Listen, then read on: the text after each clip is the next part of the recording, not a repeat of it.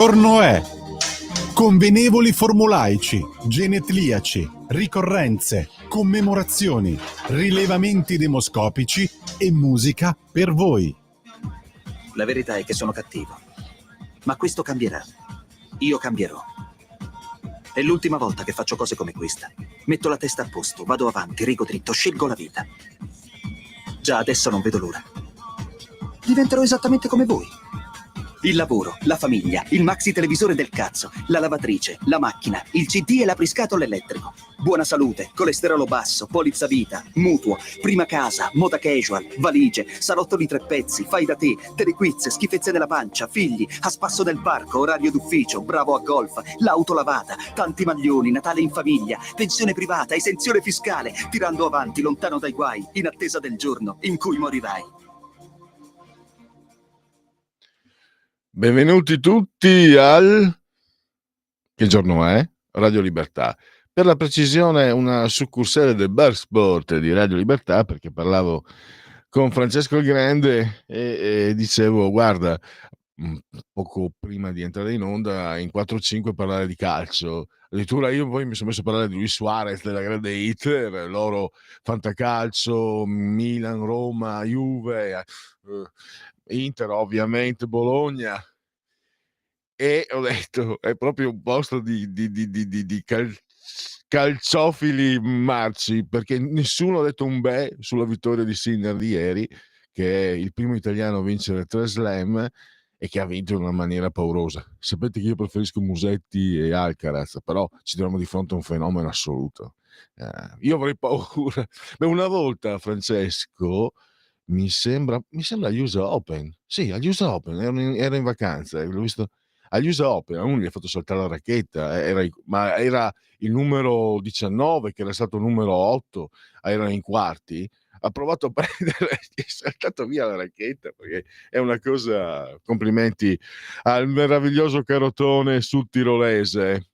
E tutti siete sempre pronti a dire che gli sciovinisti siamo noi francesi, però i giornali tedeschi hanno fatto veramente sciacallaggio su questo caso, tutto da verificare, di paventato doping, che poi non è tutti i giornali, doping Sinner, che tra l'altro in campo tra i due, il più tedesco e il più germanico è Sinner, sul tirolese, e Zverev, che il papà e anche forse la mamma russi. Vabbè, introduzione sportiva, ma non abbiate paura, entriamo subito nelle cose serie. L'Europa, tutto sommato abbiamo parlato di Russia, di Sud Tirolo, di Italia, di Francia, Germania. L'idea d'Europa, l'Europa deve rivedersi, deve ripensarsi, lo afferma in un bel editoriale Corrado Cone, che avremo ospite in Oltre la Pagina. Tra l'altro mi è venuto in mente che oggi è anche una ricorrenza molto importante, il giorno della memoria, e proprio preparando questa intervista mi è venuto in mente che quando si parlava di radici giudaico-cristiane dell'Europa, da sinistra già quella volta partivano gli insulti. Avevano rispolverato un termine che era già fuori moda negli anni 70, reazionario. E invece probabilmente, se si fosse pensato a un'Europa in quei termini, non avremmo l'Europa, quella che poi scoppia anche da tutte le parti con lo scandalo del green, questa Europa che scontenta tutti. Non è l'Europa, perché poi bisognerebbe anche chiarire, mettere in chiaro che io uno vale uno, io parlo per me, ma per quello che mi risulta, diciamo, la galassia, l'universo, per esempio leghista, quello che conosco meglio, l'Europa la vogliono tutti, ma non questa, non vogliono Bruxelles. Cioè bisognerebbe fare un'operazione, portargli via l'Europa, prendercela noi, non loro, non questa cosa di lobbismi e altre. Per esempio, se non è lobby questo, io avevo letto che in base addirittura, credo, al diritto internazionale o cose di questo genere, la partita di ieri di Sinner doveva essere proiettata in chiaro, perché fa parte di diritti collettivi, insomma, l'ho letto un po' di anni fa. Invece vengo a leggere che l'abbiamo vista in diretta solo per gentile concessione di Sky. Grazie Sky, però invece non dovrebbe essere. Come mai? Perché in Italia c'era, mi ricordo, Schiavone nel 2010, dopo 40 anni, no, quanti anni? Sì, no, 34 anni da panata, Schiavone, la meravigliosa Francesca Schiavone, una dei tennisti più divertenti che abbia mai visto, perché è un gioco tutto all'attacco, e fanno vedere la sua finale alla Rai, perché c'era questo diritto. No, è intervenuta l'Europa, non si può, lo Stato nazionale non può intervenire. E secondo voi non si sente un po' puzza di lobby? Io la sento, comunque sta di fatto che ringraziamo Sky e complimenti anche ai telecronisti, almeno del tennis, almeno ogni tanto in italiano si sentono delle telecronache accettabili, dignitose, se non anzi addirittura direi molto apprezzabili. Perché per il resto calcio, sci, disastri. Allora, il 27 gennaio, appunto, l'ottavo giorno di piovoso mese del calendario repubblicano, per tutti è un lunedì, lunis, 27 gennaio, anno domini 2025 o 2025, che dir si voglia. Vi stavo già anticipando quindi la necessità di rivedere l'Europa, di resettare, uso proprio questo termine, Corrado Cone, per spiegare che non si può pensare di continuare su questa linea. Spiega molto bene Corrado Ocone che è la direzione che è sbagliata. Quindi venerdì era uscito l'articolo, l'editoriale. È una direzione sbagliata, va ripensata. Chi lo sa poi, ieri, un articolo di ieri, sempre di Corrado Cone, si indica nelle chance che ci potrebbero essere di correggere questa direzione grazie agli interventi, bene o male diversi da quello che abbiamo visto finora di Donald Trump. Poi avremo Giorgia Latini, che ha ottenuto un risultato che sta inseguendo. Lei è parlamentare, vicepresidente della Commissione Cultura a Montecitorio, e da quando era assessore regionale alle Marche che insegue questo progetto, cioè far riconoscere i teatri delle Marche, i teatri storici delle Marche, quali patrimonio mondiale dell'UNESCO. Ci siamo sentiti qualche mese fa, c'era stato un primo passaggio perché è un percorso che va avanti a step. Adesso è stato il governo ha recepito quanto sancito dal Parlamento, pertanto adesso la palla passa a Parigi nel 2026, sarà stabilito se accettare o meno questa richiesta. È una notizia che sicuramente non può che far contenti chi come noi ha sempre a cuore il territorio. Poi io, proprio preparando quell'intervista di qualche mese fa a Giorgia Latini, ho questo maraviglioso, è un'opportunità. Ti va via, per carità, ti va via del tempo, ma è fantastico. Con Google Immagini navighi, viaggi, veramente, dico una cosa anche banale, ma quando lo sperimenti proprio in prima persona, lo devi fare lo fai per lavoro, perché io mando in loop le immagini in televisione, perché questa è anche una radiovisione, chi segue una radio Libertà campa oltre 100 anni, meditate gente meditate, e questo mi dà occasione però di conoscere per esempio i teatri delle Marche. È spaventoso, ma nel senso bello, sono tantissimi e sono bellissimi, una regione anche che è grande come il mio Friuli, insomma, eppure d'altronde, insomma, è la terra di Rossini, insomma, non è solo la terra di Rossini, ma è anche che io pensavo fosse umbro, che era il mio Lorenzo il Magnifico, e invece è marchigiano il Bramante, che è considerato uno dei padri dell'architettura. Siamo comunque in pieno Rinascimento. E quindi una buona notizia. E infine parleremo di un genio. Sai chi è Stanley Kubrick, Lorenzo? Qualche film l'hai visto? Qual è il film?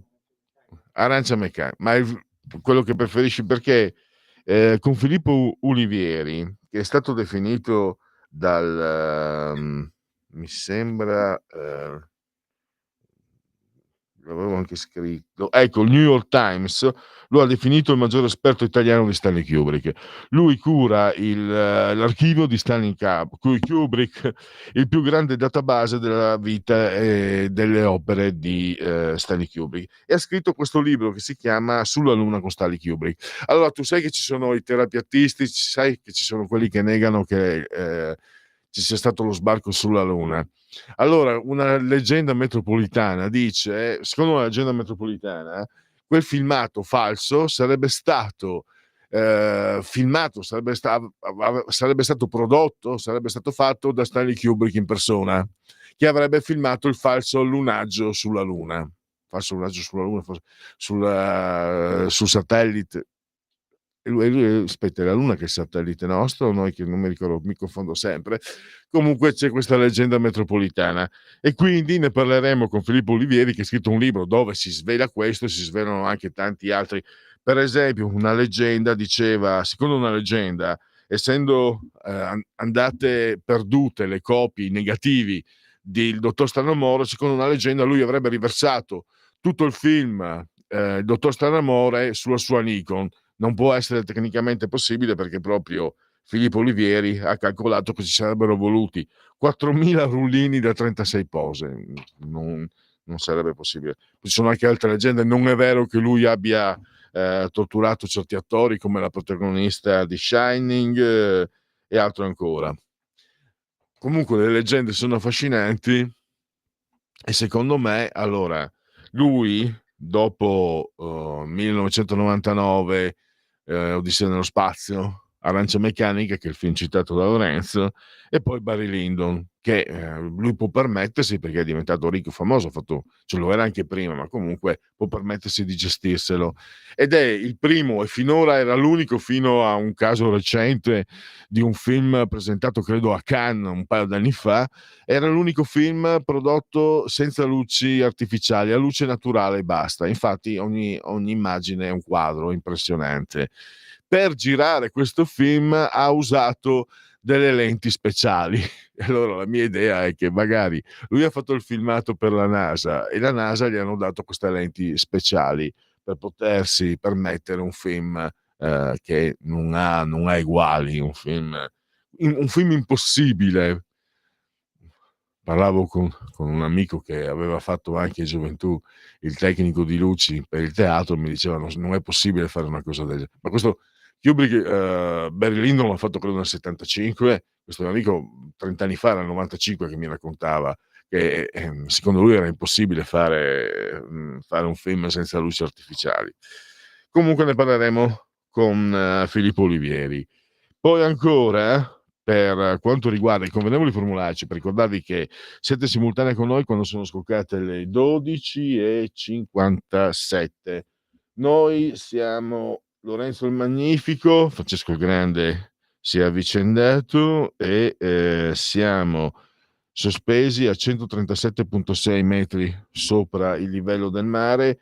La commissione interna ha stabilito che ci sono 23 gradi e 0,7 centigradi sopra lo zero interni, esterni 8,3, 96% l'umidità, 1012,7 millibar la pressione.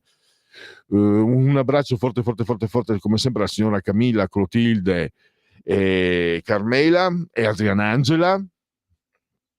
Carmela ho detto 2 volte, Adrianangela e Clotilde, così dico tutto le 2 volte.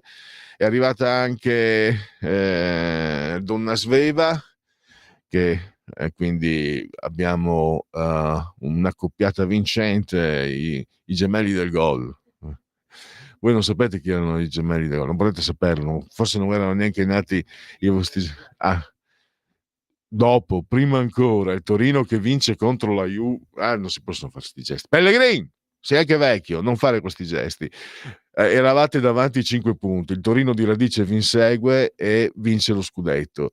I gemelli del gol erano Ciccio Graziani, che poi diventerà anche campione del mondo nel 1982 con l'Italia, e Paolo Pulici, Paolo mi sembra si chiamasse, che si vide in pratica, erano tutti e 2 in nazionale, poi Pulici si vide, diciamo, soffiare, arrivò Paolo Rossi e quindi dovette fare un passo indietro, ma erano fortissimi. 12:59. Allora, l'abbraccio forte, poi l'ho già detto che questa è una radiovisione, il canale è il 252 del digitale televisivo terrestre, e poi ancora potete seguirci da Twitch, il social di ultima generazione, a targhe alterne su YouTube. Alexa, accendi Radio Libertà, passaparola, me ne saremo riconoscenti. Il sito radiolibertà.net, e poi ancora l'applicazione iOS Android per i cellulari, per seguirci ovunque voi siate, il profilo Facebook, dove ogni giorno potete leggere, lo metto a beneficio delle donne e degli uomini di buona volontà, le sinossi delle mie interviste, delle mie prodigiose interviste. No, scherzo. No, però sì, la sinossi c'è ed è gratis, e quindi potete vedere lì, magari se poi volete recuperarle, sentirle in podcast, o andando sul profilo Facebook stesso, eccetera. E poi naturalmente la Radio DAB. Vi anticipo solo che come musica abbiamo e qui, signori miei, dovete scegliere. Il salisburghese o gli inglesi? I Pink Floyd o Mozart? Mamma mia, oggi, oggi ci trattiamo bene, eh? Con la musica oggi ci trattiamo bene. Prego, voi scegliete, andiamo in musica e scegliete voi. Stai ascoltando Radio Libertà. la tua voce libera, senza filtri né censura. La tua radio.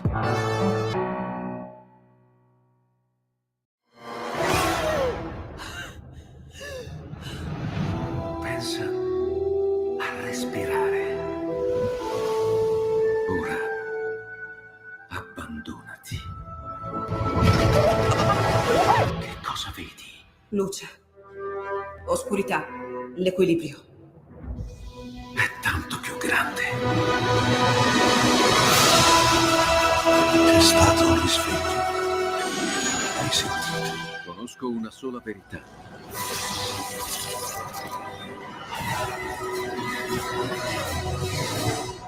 Movie Time ti fa entrare nel vivo del cinema, ti fa sentire come se fossi tu il protagonista del grande schermo. Ogni sabato dalle ore 16.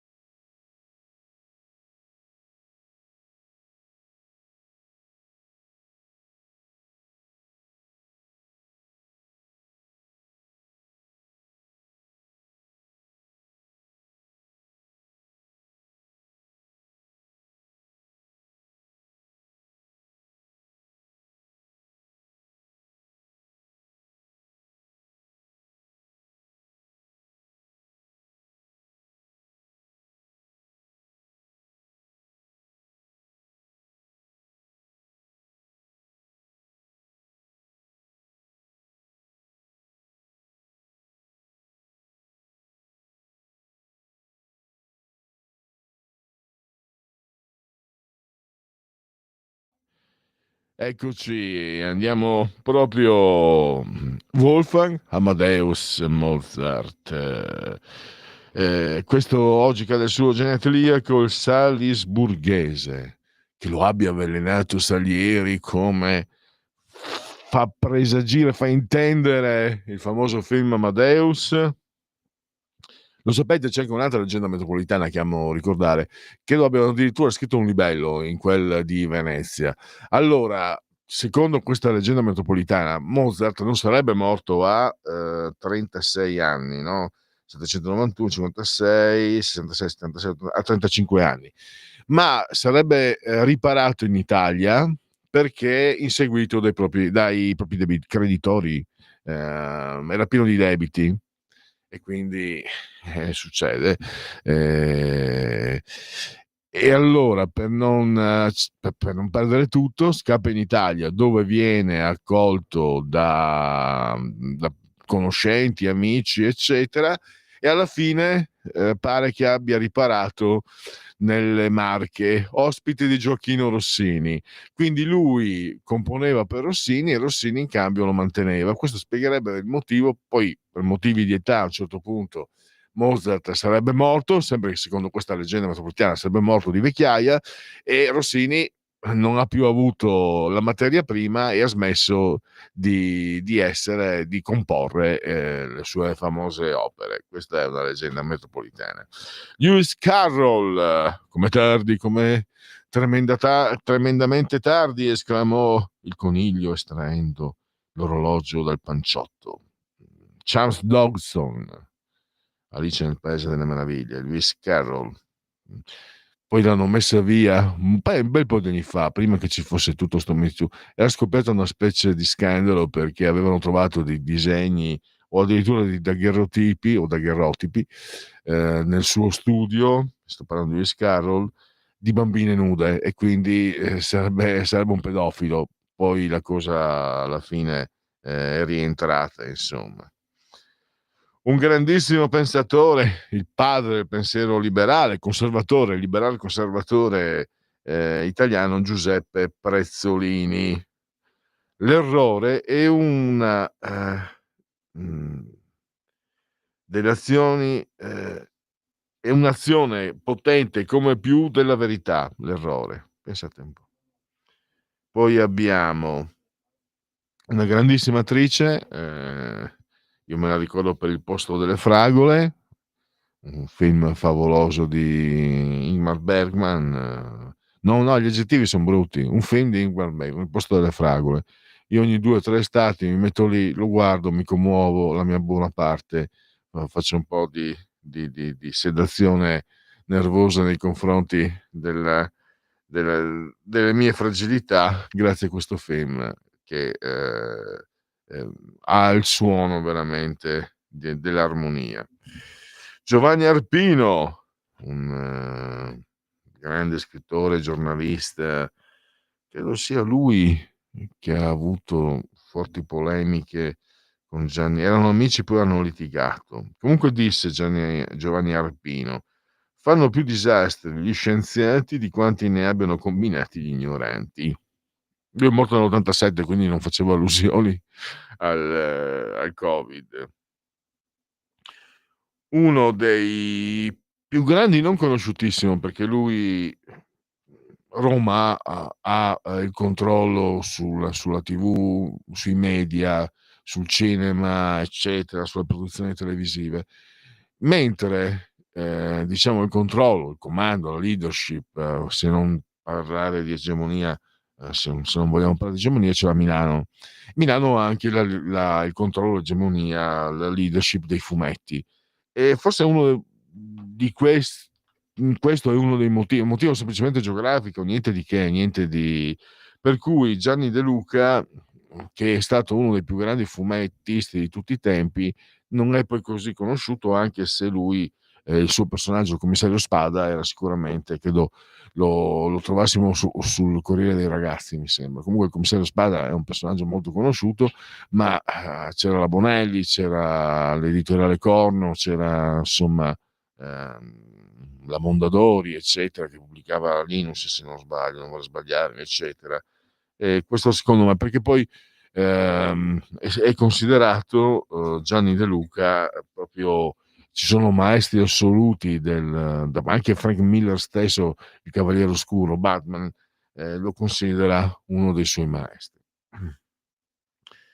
Poi invece magari qualcuno fa ipotesi di Gianni De Luca non era schierato politicamente e quindi magari non è non ha avuto, perché anche Ugo Pratt non era di sinistra in realtà, meglio faceva credere. Ugo Pratt era favoloso, faceva credere a quelli di sinistra, faceva credere di essere un fascista, e a quelli di destra faceva credere di essere un comunista e li pigliava per il sedere. Poi era un genio assoluto e quindi ha potuto, diciamo, essendo un genio, ha potuto fare quello che voleva anche per quello. Però ci sono magari certi fumettisti che non si sono schierati, sono stati un po' più sulle loro e hanno avuto meno celebrità. Poi abbiamo il Lettone, ma all'epoca lui era nel momento del più alto della sua notorietà, era russo, sovietico, Mikhail Baryshnikov, che ha detto: nessun ballerino può guardare Fred Astaire e non capire che noi tutti avremmo dovuto fare qualche altro mestiere. Cioè, se poi lo dice non so se avete mai visto Baryshnikov, è spaventoso, sì, sono opere d'arte, non è da semplice danza. E se lui dice così di Fred Astaire, ecco qua, l'avevo citato, Frank Miller, il Cavaliere Oscuro, proprio, poi anche 300, Sin City, eccetera. Poi una nipote d'arte, vale a dire Bridget Fonda, figlia di Peter. Era interessante in un film di una regista australiana, Miss Magic, con Russell Crowe, un film primi anni 90 quando Russell Crowe era sconosciuto. Ho la barba ancora bagnata di pioggia, ma penso che impressione, perché è pioggia, non è che mi sono sbavato addosso. Allora, poi abbiamo ieri abbiamo parlato di Sinner, un tennista tataro, anche lui, quando vinceva, no, era russo, non era più sovietico, perché è nato nel 1980, ha cominciato a vincere presto, 17-18 anni, ma 97-98 insomma non c'era più. Marat Safin, che che non è stato aiutato dal fatto di piacere tantissimo alle signore e alle signorine. Un bellissimo ragazzo, affascinante, 1,96 m, fisico statuario da modello, volto perfetto, e pare che insomma questa passione lo abbia un po', anche se comunque ha vinto due Open, quindi ed è stato anche primo in classifica, quindi non è che abbia fatto una carrieruccia di retrovia. E adesso direi abbiamo anche Massimo Zamboni dei CCCP SSSR, che poi diventarono CSI, Consorzio Suonatori Indipendenti. Abbiamo Tricky, Adrian Tous, che per un po' fece parte dei Massive Attack, poi litigò perché erano troppo commerciali secondo lui. E poi abbiamo Nick Mason, batterista dei Pink Floyd. E io direi che allora prova a vedere il secondo brano di Tricky che ho messo. Prova a vedere, mi dici il nome, Overcome, e cosa ti ho messo invece? Dai, facciamo così, mettiamo il CCP, dovrei averti messo Fedeli alla linea. Allora, Fedeli alla linea. CCP, Fedeli alla linea.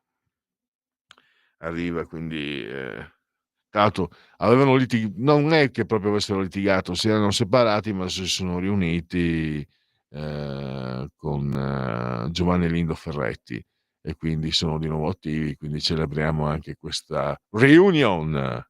Via, vai.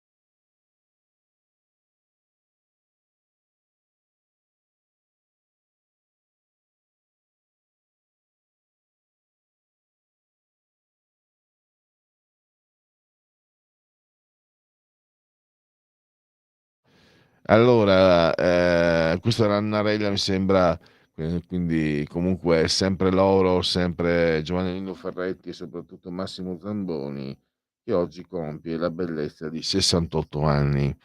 E adesso invece noi andiamo a vedere, a offrirvi i rilevamenti demoscopici, i sondaggi.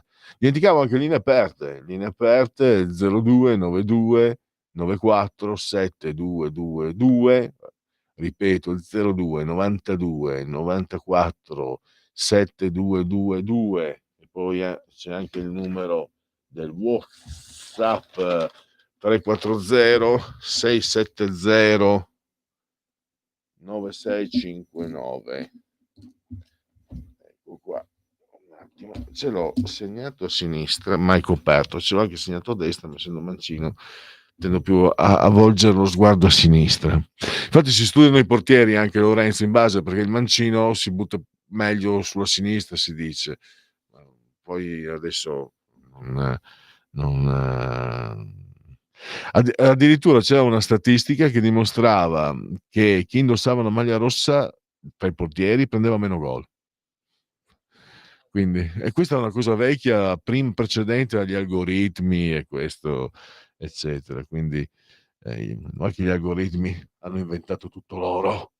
Allora, abbiamo i sondaggi di termometro politico, che sono quelli che io ritengo più attendibili. 29,5% Fratelli d'Italia, 22,6 PD, 10,9 5 Stelle, 8,8 la Lega, 8,3 Forza Italia, 6,5 Alleanza Verdi Sinistra, 2,9 Azione Calenda e 2,4 Italia Viva di Renzi. Togliamo la condivisione. Allora, scusate se togliamo la condivisione, così non faccio vedere. Ecco, perfetto, grazie. E poi andiamo con il prossimo, sempre termometro politico. Donald Trump vuole eliminare lo ius soli per i figli degli immigrati clandestini. Cosa ne pensa? Ha ragione! 31,1%. Gli Stati Uniti negli scorsi anni sono stati invasi dagli immigrati spesso criminali, giusto dare una stretta. È comprensibile, lo ius soli aveva senso secoli fa, ma ora non più, 17,5%. Quindi abbiamo un 48,6% che è d'accordo con Trump, contro un 59%, no, un 49%, scusate, proprio è un testa a testa tra coloro che sono favorevoli e coloro che sono contrari. Quindi 48,6 favorevoli e 49, quindi proprio 0,4 di differenza. Sbaglia, Luis Soli negli Stati Uniti ha dimostrato di produrre crescita demografica, manodopera ed economia. È una proposta coerente con la natura razzista e xenofoba di Donald Trump e del suo partito. E il 2,4 non sa, quindi divisivo, ma non diciamo divisivo in modo netto e chiaro. Allora troviamo anche questa condivisione e andiamo con il prossimo Sondax. Donald Trump ha deciso l'uscita degli Stati Uniti dalla Organizzazione Mondiale della Sanità. Cosa ne pensa? Ha fatto bene, l'OMS si è comportata in modo criminale durante il Covid, 21,1. Ha fatto bene, questo come altro è un organismo retto da burocrati non eletti, che assorbe denaro, 18,9. Penso che abbia sbagliato, l'OMS ha fatto molti errori ma va riformato, non abbandonato, 19,8. È l'ennesimo gesto egoista e di disprezzo sia verso i paesi più poveri che beneficiano dell'aiuto dell'OMS sia verso la salute dei cittadini americani e non, 39%. Non sa rispondere l'1,2.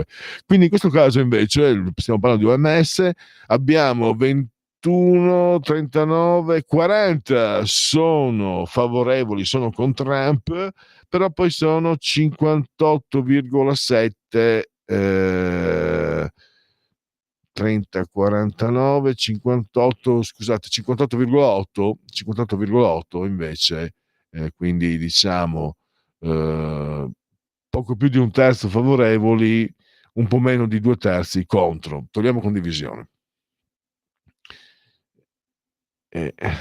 Trump che davvero sta polarizzando assolutamente l'attenzione di tutti.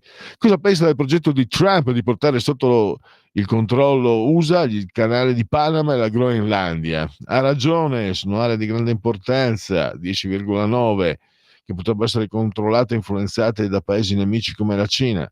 È comprensibile e auspicabile, ma l'importante è che ottenga il controllo di quei territori solo per via diplomatica, 23,9. Sbaglia, sta provocando tensioni pericolose, 24,5. Gli Stati Uniti possono sfruttare economicamente quei territori senza averne il controllo diretto.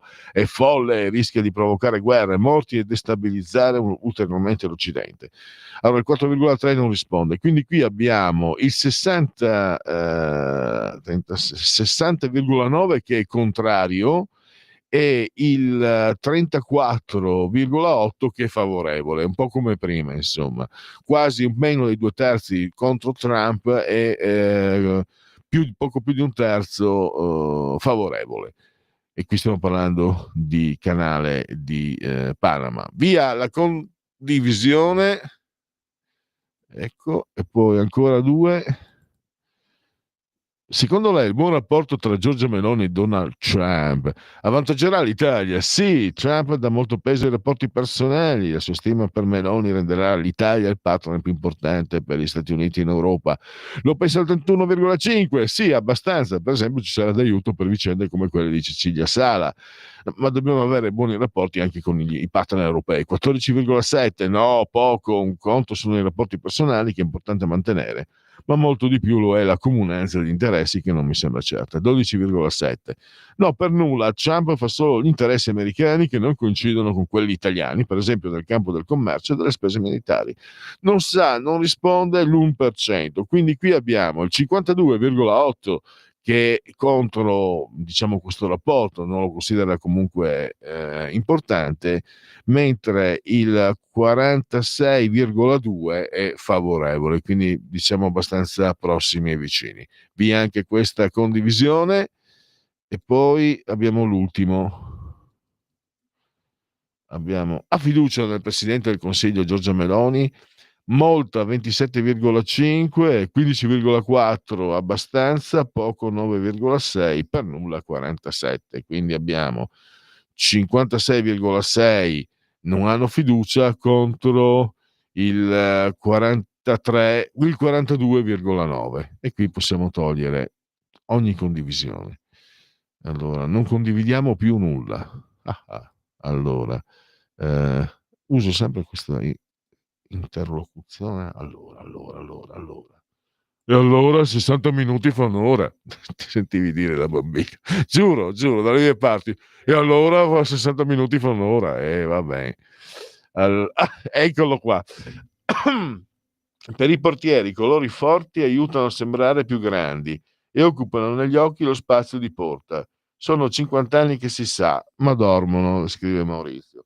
Io questa notizia non l'ho sentita, cioè l'ho letta, era uno studio, i risultati di uno studio pubblicati in un giornale un po' di anni fa, un po', forse anche 20 anni, forse addirittura al tempo degli europei con Zoff allenatore della nazionale, o forse dopo. Tu mi dici 50 anni addirittura, ok. Vabbè, poi è vero quello che dice Maurizio, cioè, fa pensare, no? Siccome questa cosa, se uno ci pensa poi ci si arriva, siccome comunque io l'ho saputo a 20 anni fa, evidentemente sapevo anche prima, perché non lo fanno, perché probabilmente, a parte che magari se giochi contro il Manchester United non puoi mettere la maglia rossa, se giochi contro squadre che hanno il rosso nelle maglie non puoi, ma credo potrebbe essere che o non lo sanno, come dice Maurizio, dormono, sempre molto gentile e grazioso Maurizio nostro, oppure potrebbe essere che anche i calciatori sono molto scaramantici, quindi magari sono affezionati particolarmente a certi colori, sono affezionati un grandissimo tedesco per giunta, a parte che i più superstiziosi al mondo sono gli svedesi, secondo uno studio. Kalle Rummenigge non entrava in campo allacciandoci sempre regolarmente per prima la scarpa sinistra, e quindi queste sono scaramanzie, sono ai confini della superstizione. E poi abbiamo questo. Allora, Lorenz in regia, ricordiamo Claudio Sala, numero 7, che faceva impazzire il profeta del gol. Sandro Ciotti gli dedicò un libro, Claudio Sala, che faceva impazzire tutti, ma alla fine riusciva sempre a crossare per i gemelli del gol. Salutatemi Cicce Barbù. Stefano del Brembo, hai fatto bene, sì, me lo stavo dimenticando. Anche Claudio Sala, meraviglioso Claudio Sala, un grandissimo giocatore. Fu anche lui, diciamo, si trovò tra Franco Causio, perché mi risulta che la pronuncia corretta non sia Causio ma Causio, e poi Bruno Conti, quindi un pochino dovette cedere il passo anche lui, un grandissimo giocatore. Vediamo, siamo alle 13:29, quindi ci avviciniamo all'intervallo e tra poco Corrado Cone. Meloni sulla Shoah, abominio nazista che trovò la complicità dei fascisti. A Roma scritte contro le ONG sulla piramide Cestia. Se Israele avesse bombardato i treni per Auschwitz vi sareste schierati con Hitler. Buongiorno. Ipocrisia e antisemitismo le vostre bandiere. Buongiorno della memoria.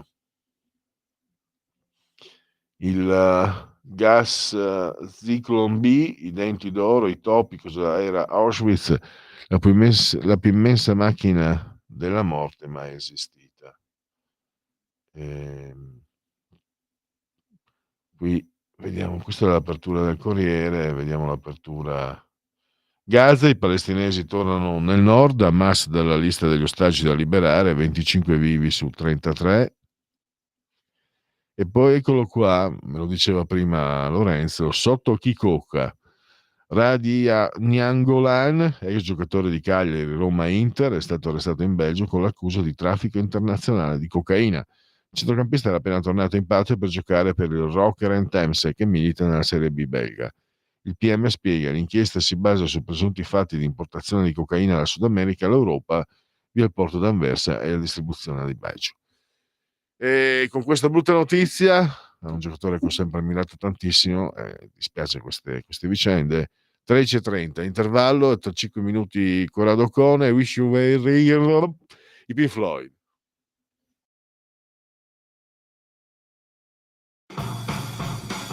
Avete ascoltato Che giorno è? Scegliete la vita. Scegliete un lavoro.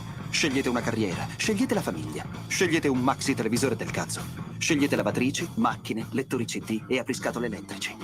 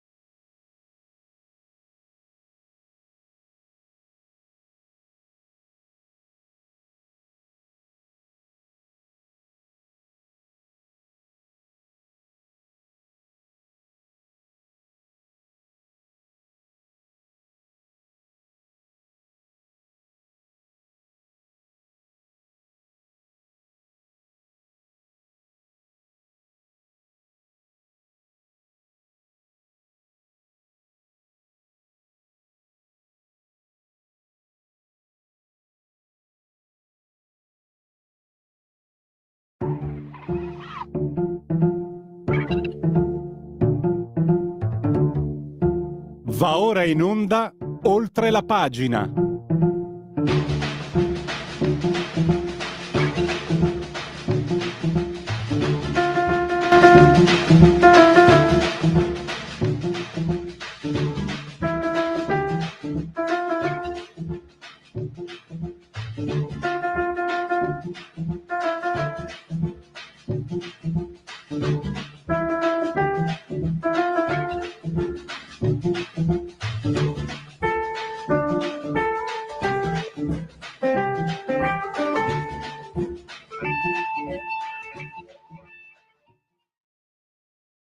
Pagina, iniziamo la settimana parlando di Europa e lo facciamo con Corrado Ocone che leggiamo sempre su Libero. Bentornato ai nostri microfoni, dottor Ocone, grazie per essere qui con noi.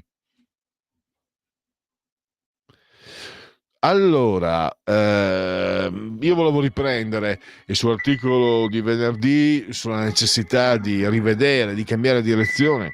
Poi ieri c'è stato questo atteggiamento del PD di astenersi sul voto contro i simboli dei regimi totalitari, che è esattamente il contrario di quello che lei valutava come essere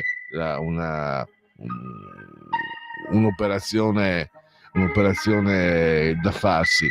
Sento dei suoni strani. Sì, un attimo. Solo un attimo, vediamo, ci stanno pensando i nostri tecnici. Già c'è un'interferenza, adesso siamo a posto.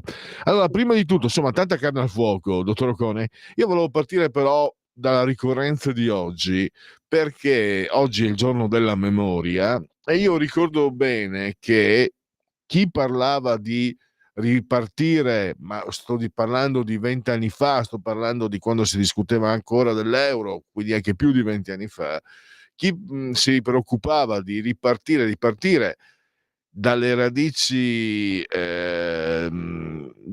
greco-giudaiche dell'Europa veniva, come dire, tacciato come se fosse un reazionario, no? Parola che non andava già più di moda negli anni 70, ma qualcuno so che tra la fine degli anni 90 e i primi anni 2000 l'aveva rispolverata proprio per chi faceva riferimento alle radici giudaico-cristiane dell'Europa. E volevo partire un po', insomma, da queste considerazioni. Quando lei dice di resettare, quando lei si raccomanda di resettare, penso che voglia dire anche andare a prendere veramente, andare a recuperare veramente le nostre radici, perché poi mi taccio, le lascio la parola. Quello che forse certe volte politicamente, io parlo per me, magari quando parlo qui da dietro questo microfono, cioè ci dimentichiamo che noi l'Europa la vogliamo, è l'Europa di Bruxelles, è l'Europa di van der Leyen, è quell'Europa lì che è sbagliata, ma la nostra Europa è un'altra cosa. Forse dovremmo cominciare a pensare di prenderci la nostra Europa, quella vera, e questa qua che è rotta da tutte le parti, non funziona da nessuna parte, è l'Europa delle lobby, questa qua lasciargli la loro, ma rivendicare noi l'Europa, quella vera, quella che parte dalle radici giudaico-cristiane e da tante altre cose, ovviamente. Prego, dottor Ocone, lei la parola per commentare. Partirei proprio da questo elemento, cioè il fatto che insomma noi, qualsiasi persona di buon senso non può non volere l'Europa per tanti motivi. Per un motivo di convenienza opportunistica, perché nel mondo si vanno delineando sempre più delle potenze, come posso dire, quasi imperiali, e quindi i singoli staterelli dell'Europa non ce la possono fare da soli, un po' la situazione che era propria degli staterelli italiani quando nascevano gli stati nazionali all'inizio dell'epoca moderna.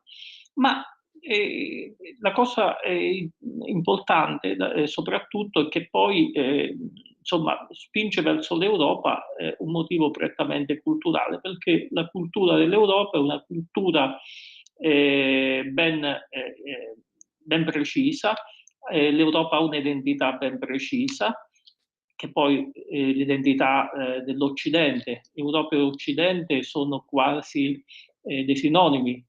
L'America non è altro che in qualche modo un'Europa impiantata oltre l'oceano. E quindi sono i valori dell'Occidente che tengono, che insomma possono favorire l'unione da questi paesi. Ecco, e quindi da qui bisognerebbe partire per cercare di mettere su un processo di integrazione. E quali sono questi valori dell'Europa? Sono i valori appunto della tradizione anche greco-romana, ma e poi soprattutto giudaico-cristiana. Quindi sono i valori che si sono forgiati nella lunga età del Medioevo, che non è stato affatto un insieme di secoli bui, come tendevano a dire gli illuministi, e che per motivi evidenti politici, e che poi è diventata una sorta di refrain nel dibattito pubblico comune, tanto che si parla di atteggiamenti medievali, quasi come il Medioevo fosse un'età appunto oscura di buio assoluto. Buio, lumi, quindi si vede subito l'origine di questa idea oscurantista del Medioevo, sta proprio nell'ideologia dei lumi, quindi nell'illuminismo. No, il Medioevo è un'epoca in cui si è forgiata l'Europa, e si è forgiata proprio dall'innesto di queste due culture, la cultura greco-romana e la cultura giudaico-cristiana. Quindi la componente cristiana è fondamentale, il cristianesimo si è amalgamato con la cultura precedente e appunto ha dato vita a quei valori che poco alla volta sono emersi nel corso della storia, che poi portano a parlare di un'identità occidentale e di un'identità europea. Prima di tutto il valore della libertà individuale, quindi il valore della persona umana, del singolo, nella sua specificità, l'idea quindi del diritto come qualcosa che tutela la libertà individuale, e della politica come rappresentanza degli interessi e mediazione. Tutte queste cose si sono forgiate nel lungo Medioevo, dove appunto queste culture si sono amalgamate sotto l'egida del cristianesimo e hanno poi dato vita in età moderna a quello che è il pensiero liberale. Io anni fa feci tradurre dall'Università Lewis un volume di Larry Siedentop, che è uno studioso inglese abbastanza noto, dove appunto queste origini medievali del liberalismo venivano ripercorse in tutte le loro evoluzione storica. Quindi questa è l'identità dell'Occidente, l'identità dell'Europa è questa. Negli ultimi anni è successo qualcosa di particolare. È successo che l'Europa non ha creduto più in questa propria identità. Ha creduto soprattutto che essa avesse un compito che andasse oltre le identità specifiche, e che quindi l'Europa si dovesse costruire su delle procedure e delle regole astratte. Questo processo è evidente soprattutto a partire dal Trattato di Maastricht, dove l'Unione Europea è diventata appunto quel meccanismo burocratico regolatorio che noi, e con forte deficit democratico, che oggi noi costituiamo. E ora quindi in qualche modo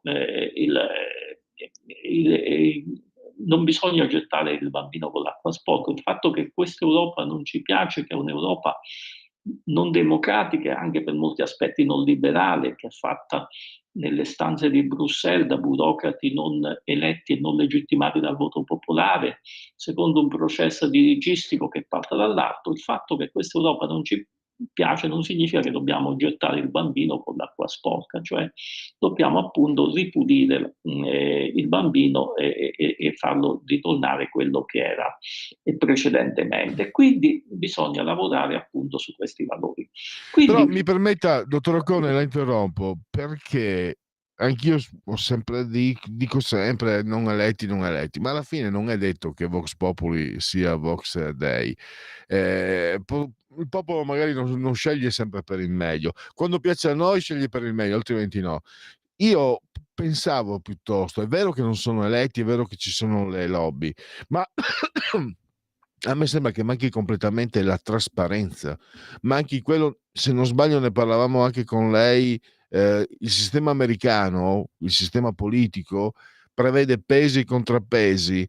Io dall'Europa come cittadino europeo e anche ancora di più come cittadino italiano non ho strumenti per difendermi, c'è l'opacità più totale, manca completamente la trasparenza. Non sto dicendo che in Italia ci sia tutta, cioè, anche in Italia manca la trasparenza nel sistema, diciamo, che dovrebbe essere democratico, eccetera, eccetera, eccetera.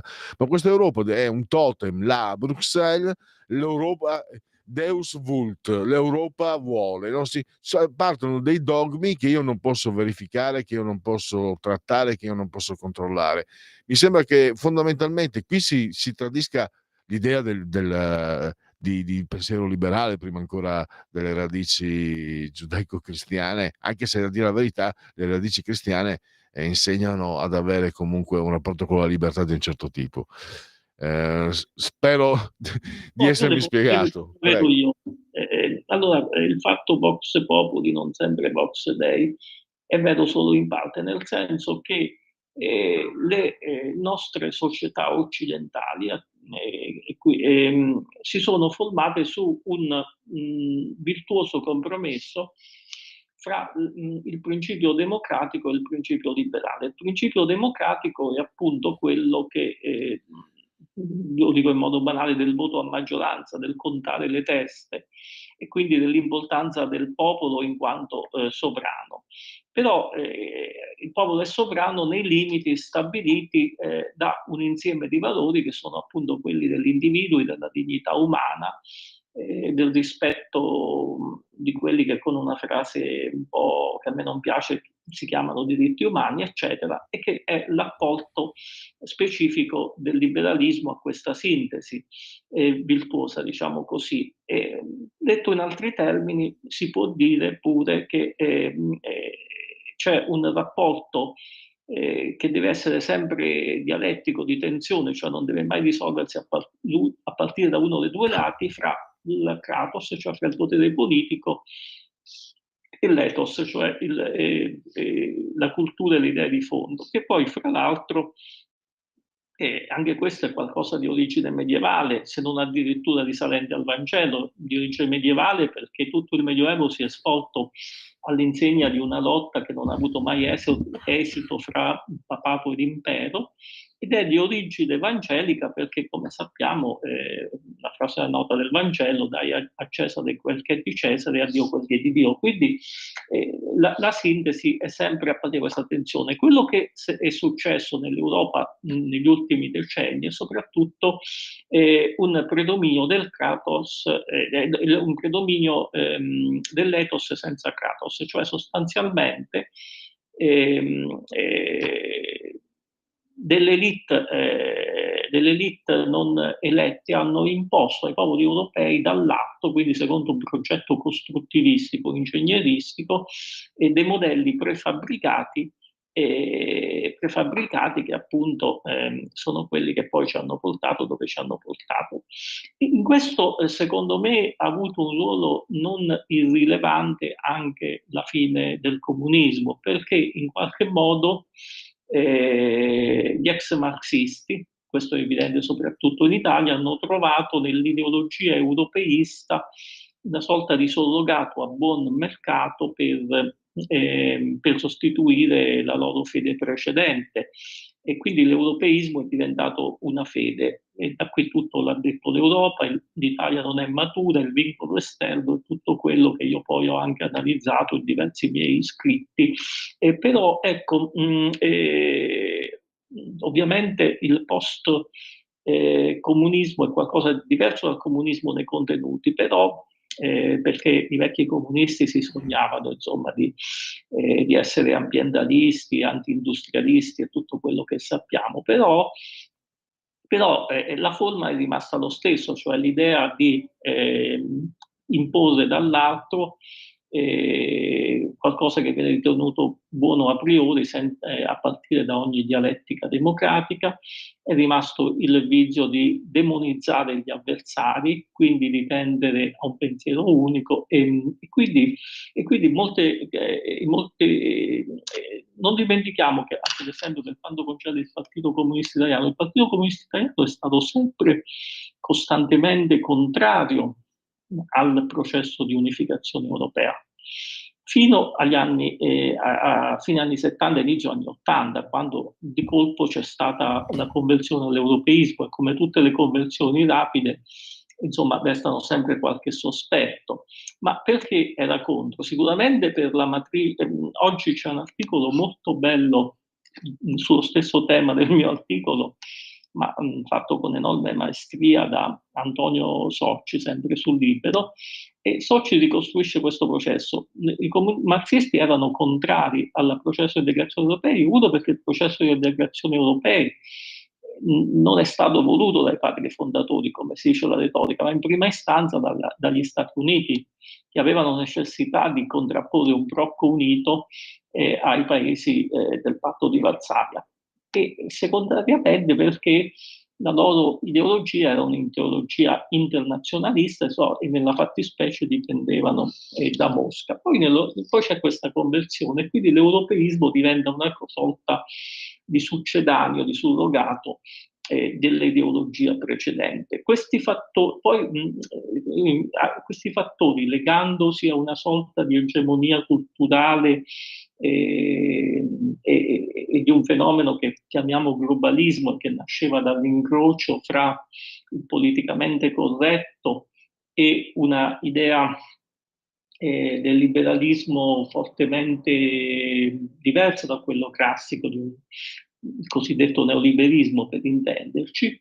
Bene, l'unione di questi fattori ha determinato appunto un allontanamento, mentre il processo europeo bisognerebbe, dico io, resettare tutto e partire dal basso, cioè integrare i popoli a partire da una consapevolezza della loro acquisita e anche in un sistema a geometria variabili, perché questa diversità degli stati nazionali in qualche modo rappresenta la diversità delle culture che compongono l'Europa e l'Occidente, perché l'Occidente ha questo di caratteristico, non ha delle culture monolitiche, non ha il dispotismo asiatico, come lo chiamava Hegel e anche Marx, visto che compariva Hegel a un certo punto in sovraimpressione, non ha il dispotismo asiatico, ma l'unità dell'Europa, l'unità dell'Occidente è un'unità nella diversità, un'unità pluralistica che si riflette in diverse tradizioni storiche e culturali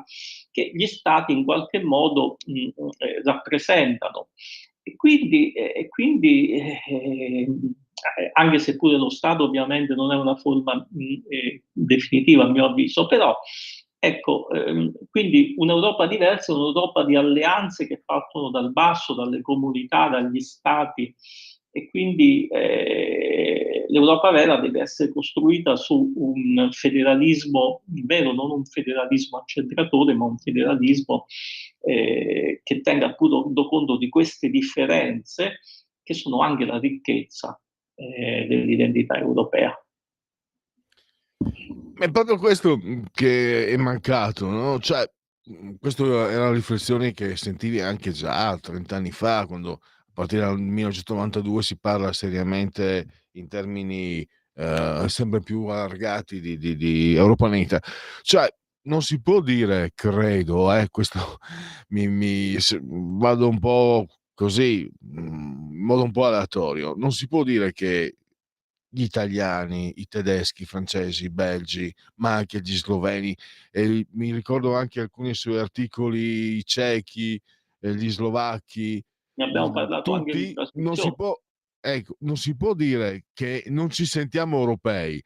Cioè, l'essere europeo è un'identità sovranazionale che esiste, cioè, almeno io mi confronto, io penso di sì, odio i dogmi, ma io la sento e mi sembra che la sentiamo un po' tutti. Sarà perché sono cresciuto con Giochi senza frontiere, senti cosa mi tocca dire, non lo so, io la sento, mi sembra che tanti la sentiamo e sono sicuro che se la vedo giusta, Bruxelles non c'entra niente con questo sentirsi europei, ha fatto altro.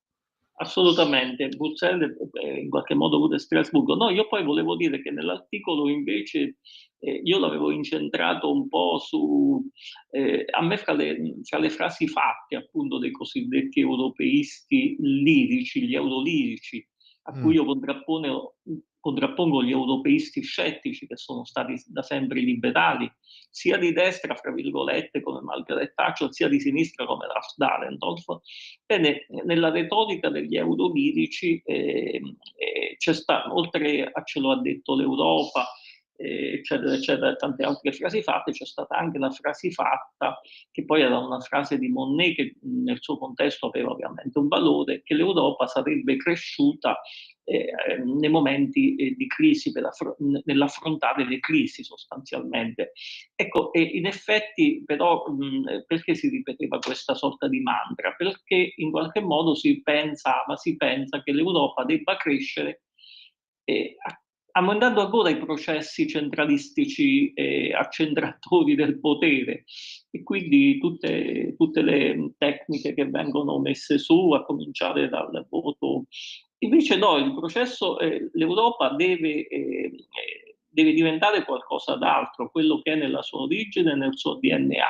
Ecco, e quindi forse questa volta questo detto, interpretato ovviamente in questo modo, può avere un valore effettivo perché insomma sostanzialmente gli equilibri mondiali sono cambiati. Abbiamo un'America assertiva che abbiamo un'Europa che sostanzialmente è in crisi, per certi aspetti addirittura si sta sfracellando, eccetera.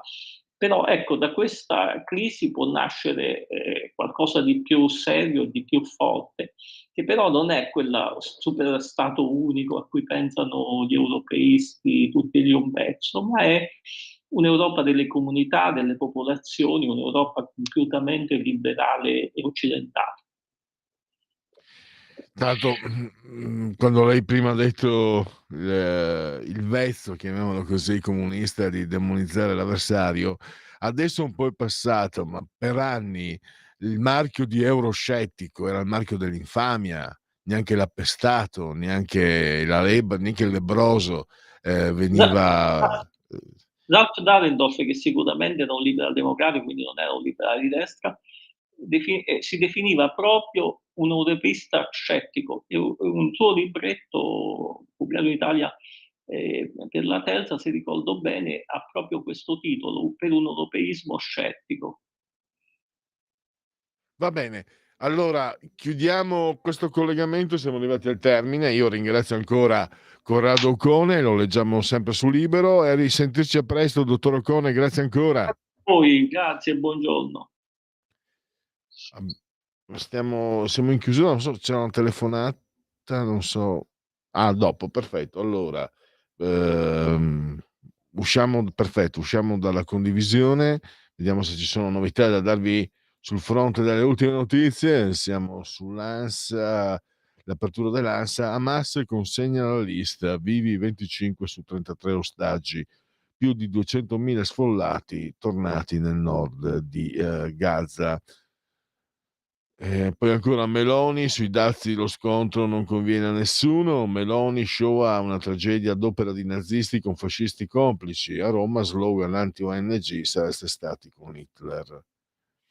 E poi poliomielite ancora in Europa, virus in acque reflue di 5 paesi. Iva Zanicchio, nata a Sanremo, felice di tornare. E noi invece siamo felici di passare la linea alla regia per l'intervallo. Tra 5 minuti riprendiamo con Qui Parlamento, Giorgia Latini e i meravigliosi, veramente stupendi e innumerevoli teatri storici delle Marche. A tra poco. Coming Soon Radio, quotidiano di informazione cinematografica. E se cucissimo la testa del cane sul corpo dell'uomo? A gennaio non rovinerai il mio malefico piano? 50% uomo, 50% cane. Perché mi devi sempre recare l'interno della banca? 100% eroe. Dogman! Vai ad arrestare Pete! Dogman dal 30 gennaio al cinema. Forse è meglio che vada. E chi lo dice? Sempre se non hai altro da fare. No, che non ce l'ho. Il film più emozionante dell'anno. Il candidato all'Oscar Andrew Garfield. Che ci piaccia o no, il tempo stringe. La candidata agli Oscar Florence Pugh. Perché hai tanta fretta? È che sono preoccupato, che mi stia innamorando di te. We Live in Time, dal 6 febbraio al cinema. Sempre più liberi con La tua radio è il nuovo sito che mette in prima pagina opinioni, firme, notizie, uno sguardo nuovo e originale sui fatti che ci circondano. Il nuovo quotidiano online. Semplicemente radiolibertà.net.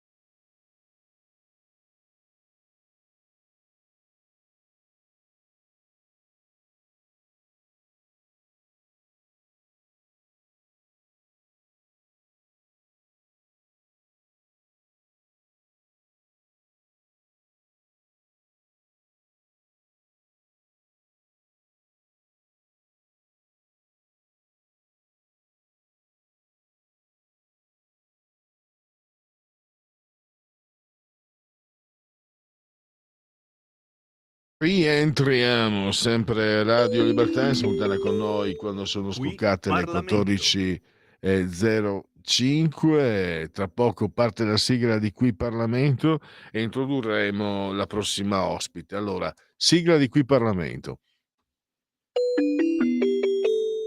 Qui Parlamento. Allora, la notizia è che l'Italia candida i teatri storici delle Marche a patrimonio mondiale dell'UNESCO. Un lungo tragitto iniziato dalla nostra ospite quando era ancora consigliere regionale delle Marche, adesso presiede, vicepresidente della Commissione Cultura a Montecitorio. Il governo ha recepito quello che è stato sancito dal Parlamento e adesso la palla passa a Parigi. Nel 2026 ci sarà la decisione conclusiva. Intanto un bentornato e grazie a Giorgia Latini per essere ai nostri microfoni. Benvenuta. Grazie e buongiorno a tutti, grazie. Allora, è un percorso a tappe, questo, che comunque si sta avvicinando le Marche a Parigi. Attraverso questo passaggio lei ha anche ringraziato il ministro Giuli, il governo, quindi diciamo è uno step che ne segue altri che ci sono stati fin da quando lei ha portato avanti questa iniziativa, ripeto, come assessore regionale della sua regione, appunto le Marche, e adesso insomma cominciamo a vedere il traguardo, se non sbaglio. Sì, assolutamente sì, è un traguardo, intanto questo della candidatura è un traguardo importantissimo.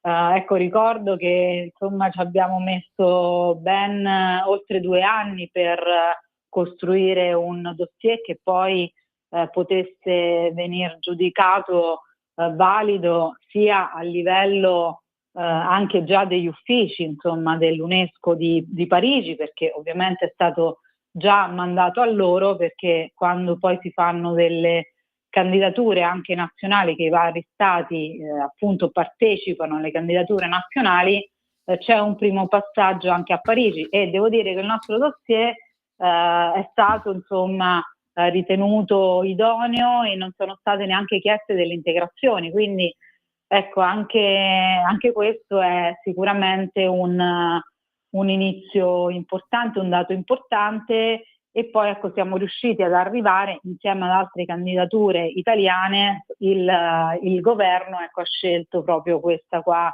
dei teatri marchigiani, cosa che non era scontata, perché ovviamente abbiamo tanti beni di grande rilevanza, no? Culturale, unici nel nostro paese. Infatti siamo il paese con più riconoscimenti UNESCO rispetto agli altri stati europei, ma anche al mondo intero, proprio per la nostra unicità, per la nostra tradizione anche culturale. E questa ecco, è una candidatura che sicuramente può dare risalto all'Italia intera, perché sicuramente è proiettata sulla piccola regione delle Marche, dove ci sono più teatri rispetto al numero degli abitanti, al numero dei comuni. Quindi ecco, da un punto di vista di densità di teatri è un unico al mondo, perché anche nel più piccolo borgo, no, c'è il piccolo teatro gioiello storico all'italiana. E, insomma, ecco, già solamente nel metà Ottocento, dalle fonti che abbiamo, solamente nelle Marche c'erano ben 113 teatri. Apposta veniva chiamata anche in passato la regione dei 100 teatri. Quindi ecco, è una caratteristica che comunque si è susseguita nel tempo, e poi ecco, si sono aggiunti anche 2 teatri dell'Emilia Romagna, 2 teatri dell'Umbria, proprio per rendere questa anche candidatura, no, più ampia possibile. E quindi ecco, sicuramente siamo fiduciosi, il dossier è sicuramente fatto bene, come detto, e se riuscissimo a avere questo riconoscimento nel 2026 sarebbe un risultato non solamente per le Marche, ma per tutta l'Italia intera. Mi piace ricordare, a parte, dunque, sono passati alcuni mesi da quando ci eravamo sentiti, l'avevo confessato il mio entusiasmo, questa scoperta, questo, per carità, devo professare ignoranza, non ero a conoscenza di questa ricchezza. Io sto mandando in loop sul canale televisivo 252 un bel po' di foto e Bene, fa piacere. in questa ricerca che ho fatto, già nell'occasione, questa volta non ho fatto altro che recuperarle e sono rimasto a bocca aperta, meravigliato, ed è bellissimo che venga, speriamo finisca tutto proprio come da noi tutti auspicato, ma è soprattutto proprio un'offerta di bellezza che magari non è conosciuta, perché le Marche sono sono la regione di Leopardi, di Raffaello, di Gioacchino Rossini, del Bramante, che ha creato l'architettura, di Enrico Mattei. Io sono un tifoso dell'Inter, ha vinto 2 scudetti con la mia Inter, Roberto Mancini, Valentino Rossi, e anche gli avi di Lionel Messi, il famoso calciatore, sono di Macerata, ma sono anche e soprattutto, direi, in questo discorso che stiamo facendo con l'onorevole Latini, ma anche magari non è molto conosciuto, ma sono appunto le regioni dei 100 teatri, e sono francamente lasciano a bocca aperta per la loro bellezza, e questo è molto importante. C'è qualche timore? Non vorrei fare il guastafeste, onorevole Latini. A Parigi si verrà condotta in porto, se Parigi risponderà oui? Ma noi speriamo di sì, poi dopo è ovvio che comunque anche lì ci sono le commissioni che fanno il loro lavoro, però già dalle notizie che comunque abbiamo ricevuto, già il fatto che dopo che abbiamo mandato il nostro dossier a Parigi e che non ci hanno richiesto delle integrazioni, significa che è un dossier già di buona qualità e comunque completo. Quindi ecco, già questo è un segnale, insomma, positivo anche dell'opinione degli stessi uffici parigini. Quindi ecco, magari abbiamo speranza che questo dossier possa avere un esito positivo. Già la candidatura è fondamentale, avevamo iniziato questo percorso quando ero già assessore. È stato molto lungo, perché comunque fare un dossier del genere intanto è costosissimo e poi è molto anche impegnativo da un punto di vista tecnico, e poi sono riuscita anche a portarlo avanti attraverso anche la Commissione Cultura, no? Perché lì poi avevamo presentato una risoluzione proprio per portare questa candidatura all'attenzione del governo, e quindi ecco, aveva avuto anche un esito positivo. Però non era, scontato che venisse scelta proprio questa candidatura dalla commissione ministeriale. Quindi ecco, al momento siamo super soddisfatti e comunque speriamo che continui ad andare in questa direzione questa candidatura, per appunto avere questo risultato finale nel 2026.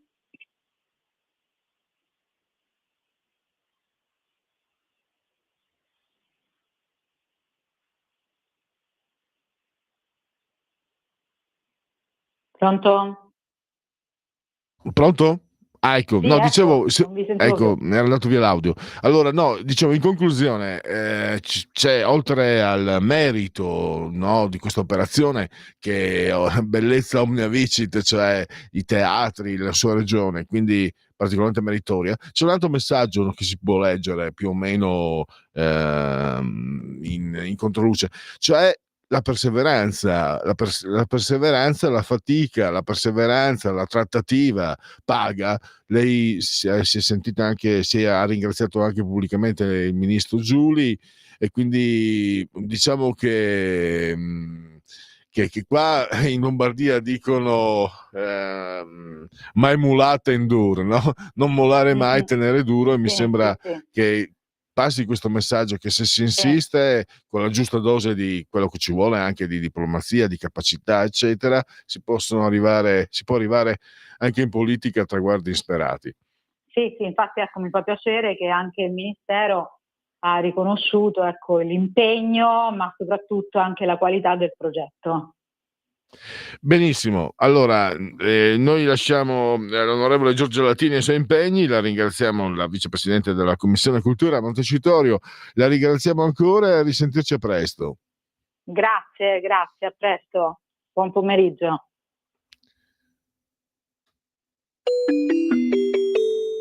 Qui Parlamento. Bene, allora prima di andare incontro a Segui la Lega, l'immancabile, l'ineluttabile Segui la Lega, andiamo a controllare. Non ci sono messaggi, vi ricordo ancora 0292 947 222 per le telefonate, mentre per il WhatsApp 340 6709 659. Vediamo se ci sono altre. L'apertura del Corriere, perché DeepSeek, una sconosciuta azienda cinese, fa tremare la Silicon Valley. Il chat bot cinese basato sull'intelligenza artificiale ha scalzato ChatGPT dall'App Store degli USA e sfida le big tech con un modello open source potente ed economico e costato appena qualche milione di dollari, non miliardi. Allora, vediamo ancora l'apertura di Repubblica. L'ANSA ci riporta: Hamas consegna la lista, vivi 25 su 33 ostaggi. E poi c'era una notizia che ho letto stamattina, Widow Report, meraviglioso gruppo di free jazz. Brutto tempo, ci aspetta brutto tempo fino a mercoledì, pioggia, ce ne stiamo già accorgendo, e contrariamente a quello che accade, di solito è un modo di dire, ma che trova corrispondenza nella realtà dei fatti. I giorni della merla, no, gli ultimi 3 giorni di gennaio, che sarebbero i più freddi dell'inverno, invece non sarà così, anzi ci saranno temperature saranno temperature più alte della media qui al nord, però ci saranno piogge almeno fino a mercoledì.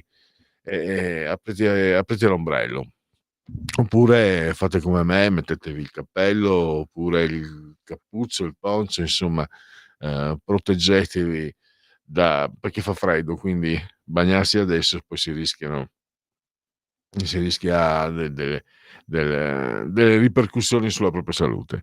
Allora, fermiamoci con una proposta musicale, riprendiamo tra poco, qualche minuto, con Segui la Lega.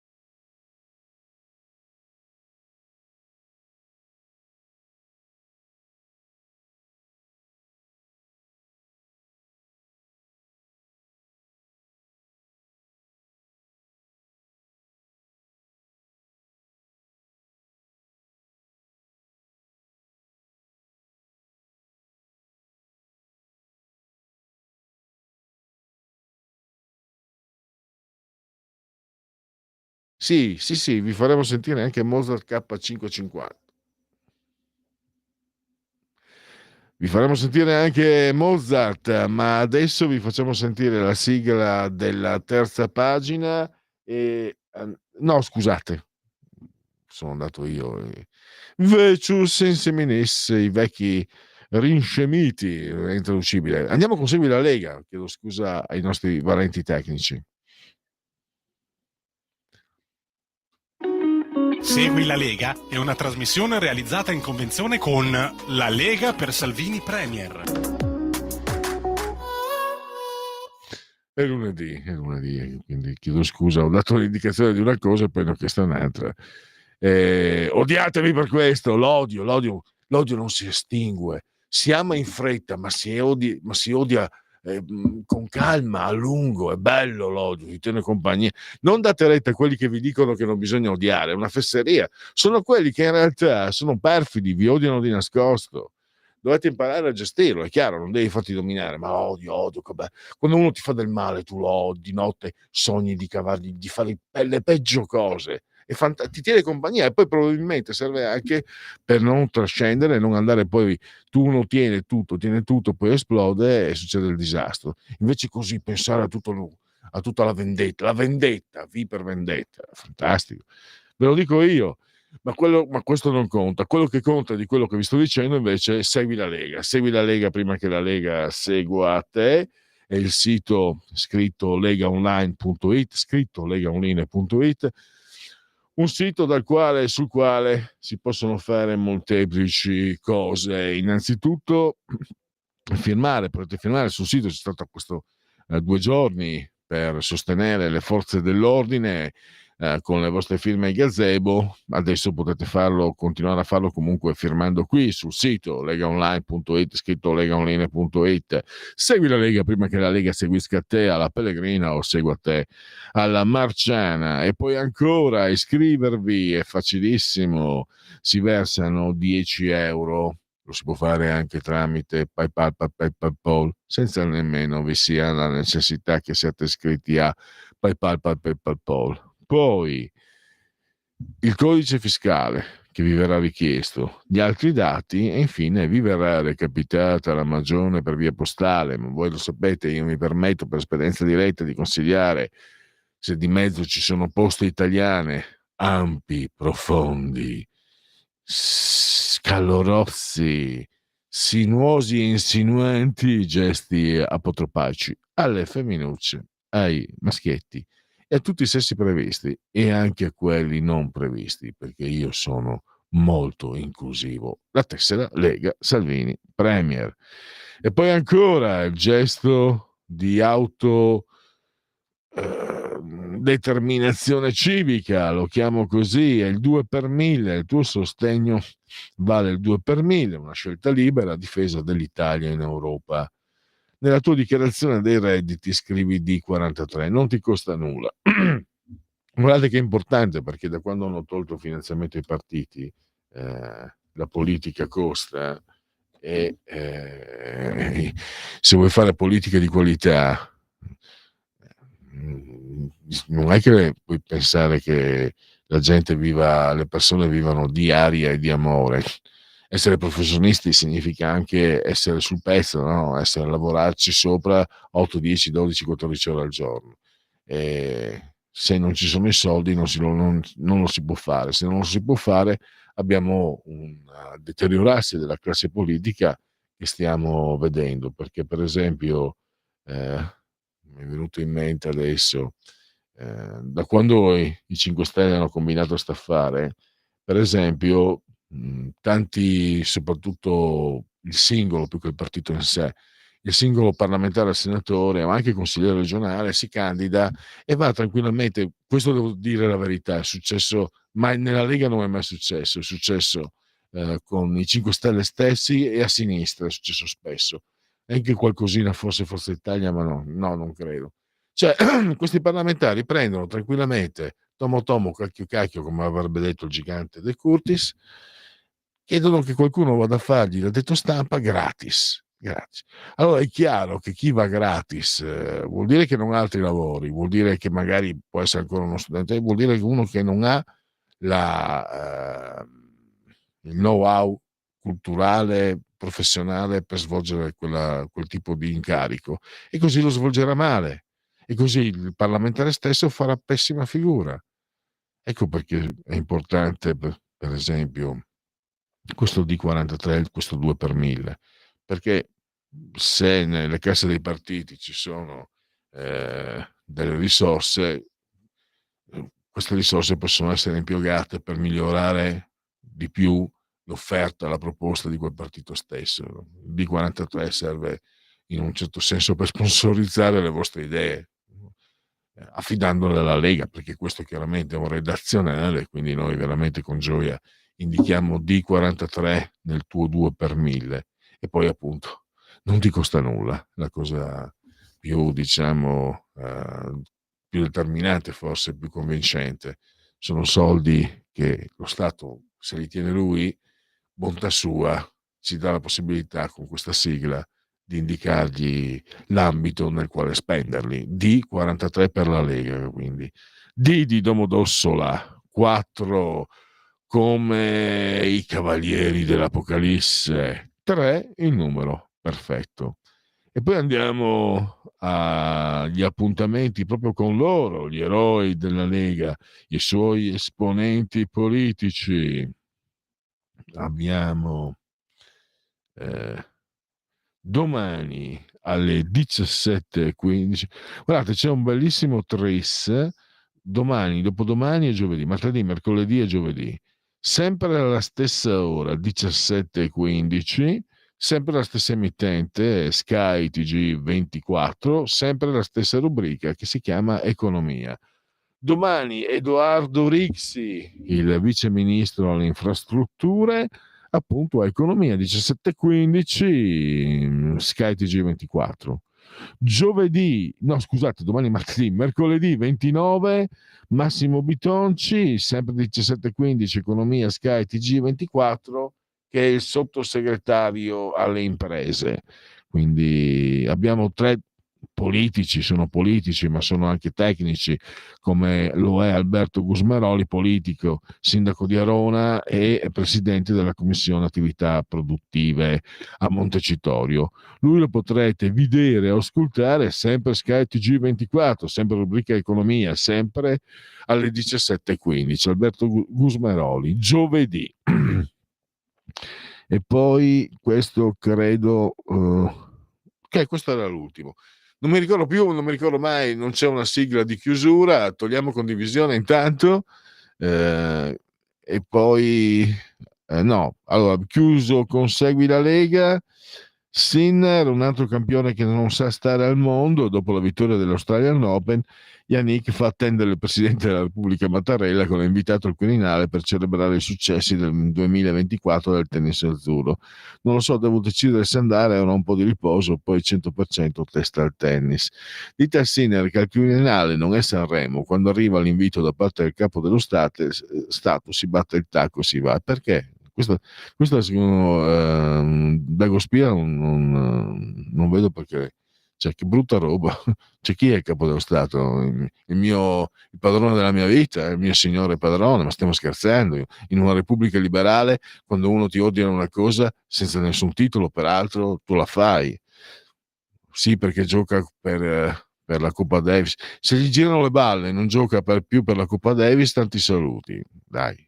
A me no, scusate, mi sono fatto prendere, non mi piacciono questi discorsi. Dopo la transizione sono state sull'orlo del suicidio.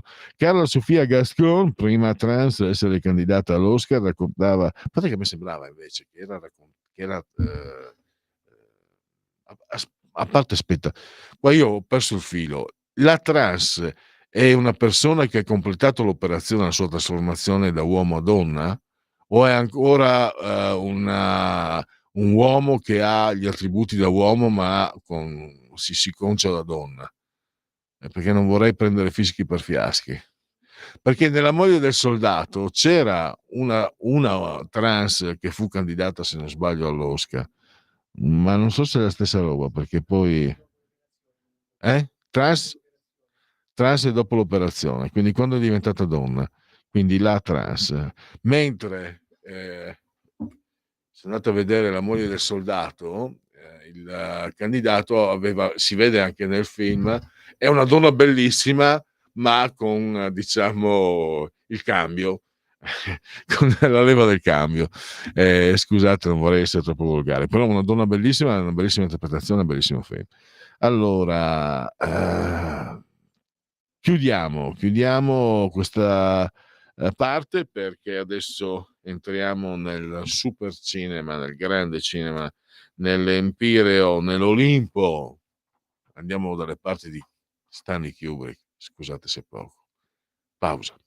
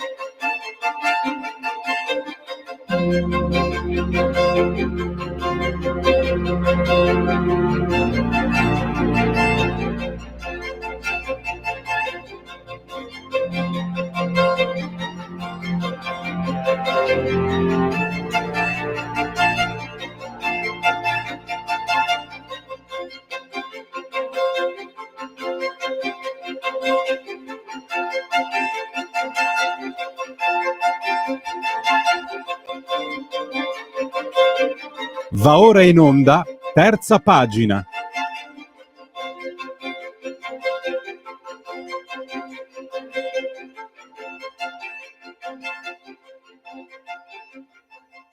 Terza pagina con il maestro dei maestri, Sulla Luna con Stanley Kubrick, mito, leggenda, genio, misterioso, maniaco, insomma, chi era davvero Stanley Kubrick?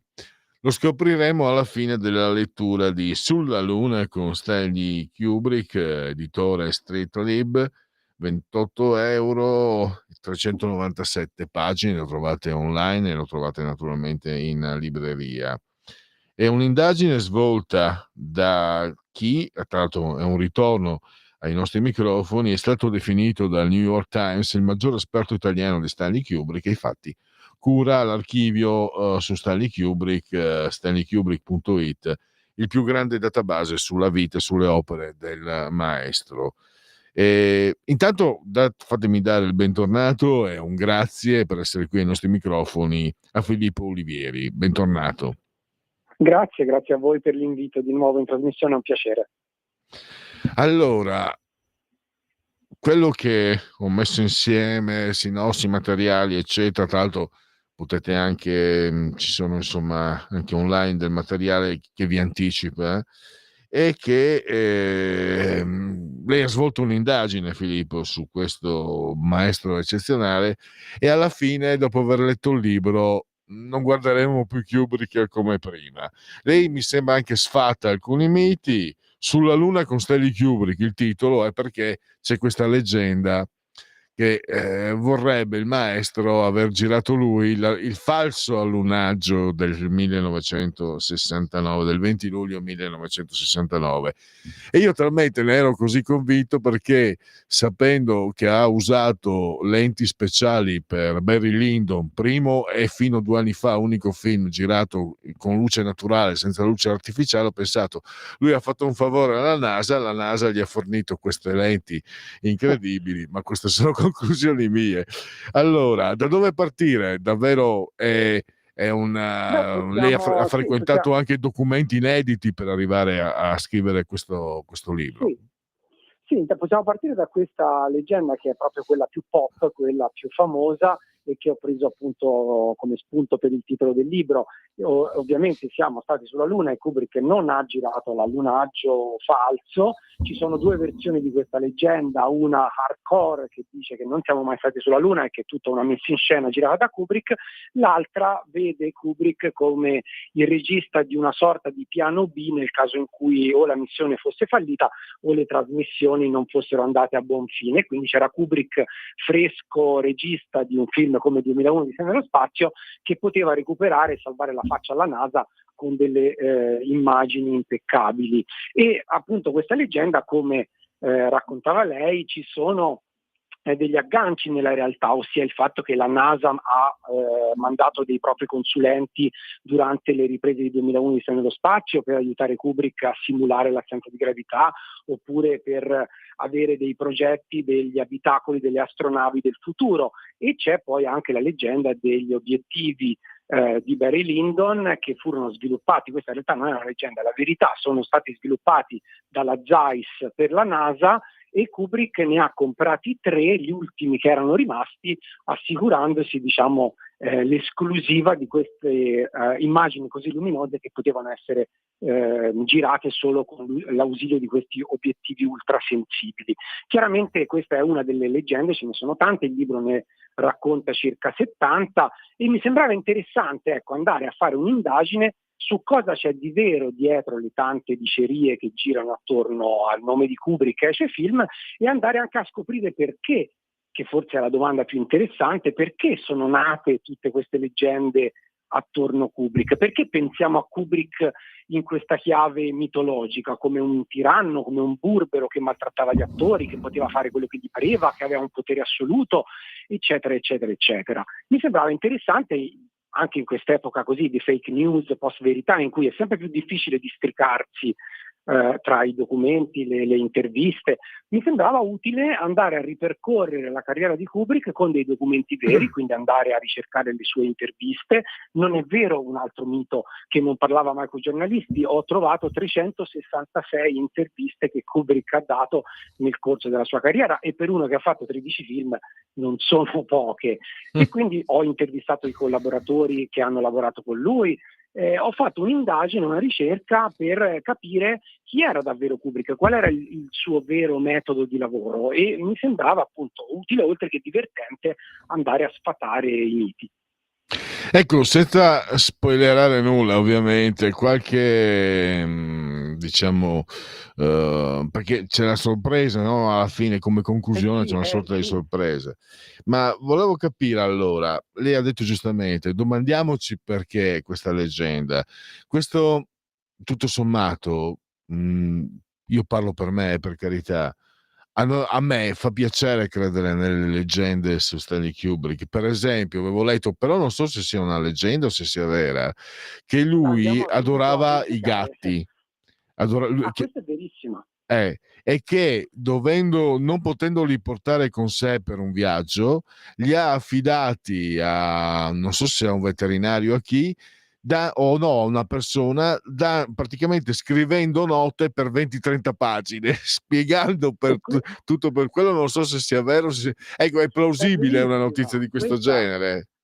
Questo è verissimo, la maniacalità di Kubrick nella cura dei propri animali domestici è verissima. Tra l'altro io ho avuto la fortuna di ascoltare i racconti di Emilio D'Alessandro, l'assistente personale di Kubrick. Abbiamo scritto un libro insieme che si chiama Stanley Kubrick e me, e tra tutti i bigliettini che Emilio aveva conservato c'erano effettivamente quelli relativi alla cura dei gatti, ed erano infiniti, con delle istruzioni dettagliatissime per dove mettere i gatti, qualche gatto in una particolare stanza, altri gatti in altre stanze, mai metterli insieme perché litigano, portare ogni mattina una cassetta di erba fresca per il gatto che stava esclusivamente nel suo appartamento. Tutta questa, diciamo così, maniacale perfezionismo che sappiamo Kubrick metteva nei suoi film, in realtà lo metteva anche nella cura dei propri animali domestici, ma anche degli asini che aveva nella tenuta. Emilio mi raccontava storie piuttosto surreali su come prendersi cura degli asini di Kubrick. Ci sono appunto delle storie che fanno tutte parte di un personaggio molto preciso, ed era la domanda che un po' aleggia tra le pagine del libro, cioè quella che dicevo prima: perché Kubrick ci affascina così tanto e perché ci piace pensare a Kubrick in questo modo, che lo vede così titanico, così irraggiungibile, così potente. Era un interrogativo interessante, appunto, senza andare nell'ultima parte del libro dove svelo tutti i segreti e scopro il colpevole dietro l'immagine mitologica di Kubrick. C'è da dire che è piuttosto anche semplice da capire. Ci piace quando una persona è strana, è interessante, è fuori dall'ordinario, e ci sono anche vari artisti che hanno lavorato sulla propria immagine per risultare più interessanti di quello che erano. E Kubrick ovviamente è un artista molto interessante, i suoi film sono dei capolavori, ma mi pare di aver individuato alcune sue azioni per irretirci con delle storie particolari. Ad esempio, alcune di queste leggende hanno un'origine piuttosto curiosa, e a posteriori il disegno che c'è dietro questa immagine è piuttosto chiaro e, diciamo, si incastra bene nella nostra idea che abbiamo di Kubrick. Una curiosità allora mia personale, perché come tutti sono appassionato del lavoro di Kubrick, e per quello che magari mi è capitato, insomma, per esempio c'era un'altra leggenda, ma non so se fosse vera. Io lessi su un settimanale del 1900, credo fosse 1995, che la figlia di Kubrick era in missione, questo lo dico un po' scherzando, comunque era in Italia a fare incetta di riviste di arredamento per l'ambientazione di Eyes Wide Shut, che però uscì nel 99, quindi che ebbe diversi rinvii, se non sbaglio, anche quel film. E questa diciamo che è una leggera distorsione della verità, perché non mi risulta che Kubrick abbia inviato la figlia a cercare riviste di arredamento in Italia, ma le ricerche per arredare gli ambienti dove vivono i coniugi di Eyes Wide Shut sono effettivamente stati fatti a metà degli anni 90, quindi 4 anni prima del film distribuito in sala, perché Kubrick lavorava per molto tempo ed effettivamente sfogliare le riviste di architettura era il suo metodo standard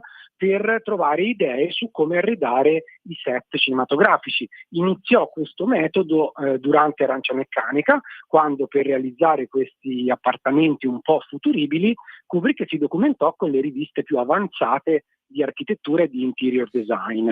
E quindi è possibile, ed è proprio uno dei meccanismi con cui nascono e si sviluppano le leggende, è possibile che un seme nato negli anni 70 con queste ricerche su Arancia Meccanica si è poi sviluppato per via della connessione con l'Italia di Eyes Wide Shut per le maschere veneziane, eccetera, eccetera. È un po' come un telefono senza fili, spesso succede, in cui un barlume di verità viene ripetuto e rilanciato, un po' sensazionalizzato, un po' distorto, e alla fine si crea una leggenda a partire da una verità. Mentre non è assolutamente una leggenda, se non erro, mi sembra ne avevamo fatto cenno anche nell'intervista di 1 anno e mezzo fa con lei, ma poi ho anche letto la vasta cultura musicale di Kubrick anche. Ho letto cose strabilianti sulla sua conoscenza e sulla sua competenza in fatto musicale. Corrisponde anche, questo non è un mito. È verità assoluta anche questa.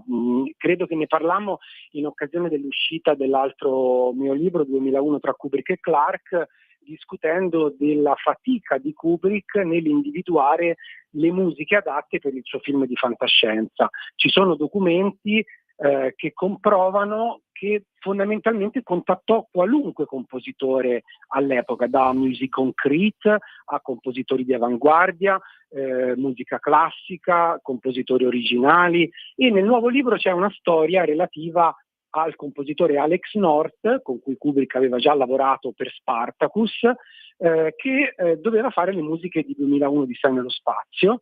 Iniziò a comporle, a registrarle. Kubrick andava nella cabina di registrazione ed esprimeva commenti non sempre positivi per queste musiche, e alla fine la storia vuole che Alex North va in sala a vedere il film, non è stato avvisato di nulla da parte di Kubrick, quindi immagina e si aspetta di vedere di ascoltare le proprie musiche sulle immagini del film, e scopre che Kubrick ha in realtà utilizzato musica classica. Uno shock terribile per il compositore, che non ha mai perdonato Kubrick per questo tradimento. Questa è la leggenda. La realtà è un po' diversa, ossia i fatti sono oggettivamente questi. North ha composto le musiche, Kubrick gli dice smetti fino a qui, ok, insomma, da qui in poi utilizzerò effetti sonori, non ti preoccupare, e effettivamente non lo avvisa più del risultato, ma c'è una lettera in cui North risponde a Kubrick dopo questa interruzione dicendo: capisco, mi sono accorto che il lavoro che sto facendo non è di tuo gradimento, sei tu il regista, la scelta è tua, capirò qualsiasi cosa tu decida, in bocca al lupo, buona fortuna per il tuo film. E quindi anche lì di nuovo la leggenda nasce capitalizzando sull'immagine da despota di Kubrick. Lo screzio tra regista e compositore non è mai avvenuto. È vero che forse possiamo dire, certo, Kubrick poteva effettivamente avvisare North piuttosto che farlo andare in sala e fargli scoprire sul momento, ma in realtà ne ho discusso con una collega che si occupa in particolare delle colonne sonore dei film di Kubrick, quindi ha fatto degli studi più avanzati dei miei. Secondo lei è importante per un regista come per ogni artista il silenzio. E trovo che sia vero, nel senso che nell'ultima parte della realizzazione di un film, quando Kubrick davvero per 2001 in particolare doveva gestire dozzine di cose contemporaneamente, mettersi a informare o anche discutere con il compositore sarebbe stata una perdita di tempo, e il silenzio, la concentrazione è molto preziosa per un artista, specialmente in una fase molto delicata di decisioni frenetiche. Esiste poi nella carriera di Kubrick questo pattern, questa sorta di schema che si ripete. Kubrick davvero non diceva niente ai suoi collaboratori e spesso li lasciava all'oscuro delle sue decisioni. In parte è per vedere se potevano produrre delle idee autonomamente, delle idee migliori. In parte è perché non aveva tempo purtroppo di spiegarsi e di raccontare che cosa gli passava per la testa, e questo a causa appunto della sua immagine da burbero ha causato delle storie spesso apocrife sul suo caratteraccio, sulla sua intransigenza, sulla sua maleducazione, sul suo poco rispetto del lavoro altrui. In realtà io, andando a intervistare i suoi collaboratori, ho sempre trovato persone con un ricordo meraviglioso di Kubrick che ne parlano ancora e tuttora con nostalgia e con affetto, e tutti hanno detto di essere sempre stati trattati benissimo da Kubrick. Quindi di nuovo è una leggenda data da questa idea di personaggio titanico. Ricordo ancora che ne sapremo di più quando avremo letto Sulla Luna con Stanley Kubrick. Un'altra, ne approfitto, Ulivieri, mi interessava capire anche cosa pensasse Kubrick dei suoi colleghi.